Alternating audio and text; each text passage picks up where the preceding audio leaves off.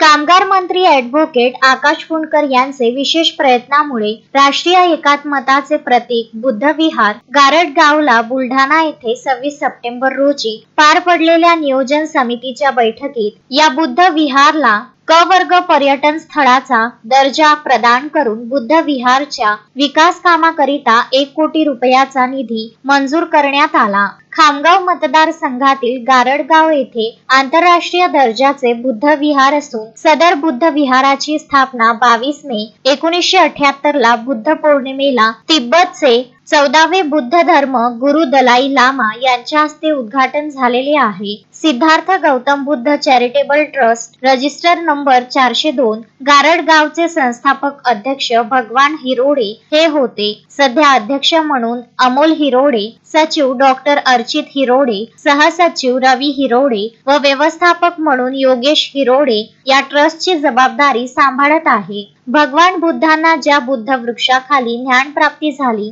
त्या झाडाची तोड येथे संपूर्ण जगाचे 14वे धर्मगुरू दलाई लामा यांनी लावली होती, जी आता एक मोठा वृक्ष बनला आहे। या वटवृक्षाखाली एक ध्यान केंद्र बांधले जाणार आहे। तसेच या बुद्ध विहारला कामगार मंत्री ॲडव्होकेट आकाश फुंडकर यांच्या अथक प्रयत्नाने क वर्ग पर्यटन स्थळाचा दर्जा प्रदान करण्यात आला आहे, अशी ही माहिती योगेश हिरोडे यांनी दिली आहे। आपण गारटगाव बुद्ध विहार पद्मश्री पुरस्कृत पर्यटन स्थळ इथं बुद्ध विहार गारटगाव आलेलं आहे।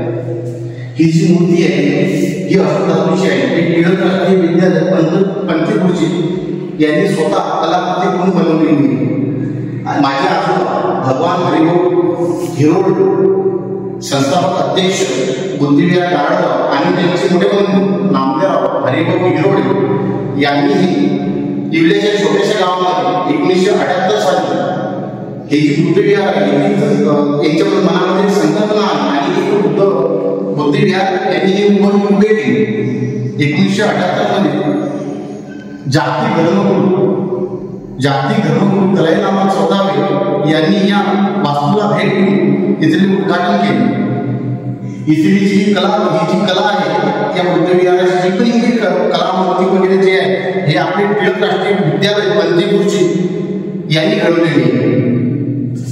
स्वतः 1978 मध्ये सिद्धार्थ भगवान गौतम बुद्ध यांना ज्या बोधी वृक्षाच्या झाडाखाली ज्ञान प्राप्त झालं त्या बोधी वृक्षाची स्वतः कलम दलाई लामांनी 1978 22 मे रोजी लावलेली आहे। आज रोजी ते बोधी वृक्ष फार मोठे झालेले आहेत। बुद्ध विहाराच्या पाठीमागे त्याची कलम लावलेली आहे आणि ते झाड फार मोठे झालेले आहे, ते विश्रांती केंद्र होत आहे। मोहम्मद फारूक, विदर्भ न्यूज, खामगाव।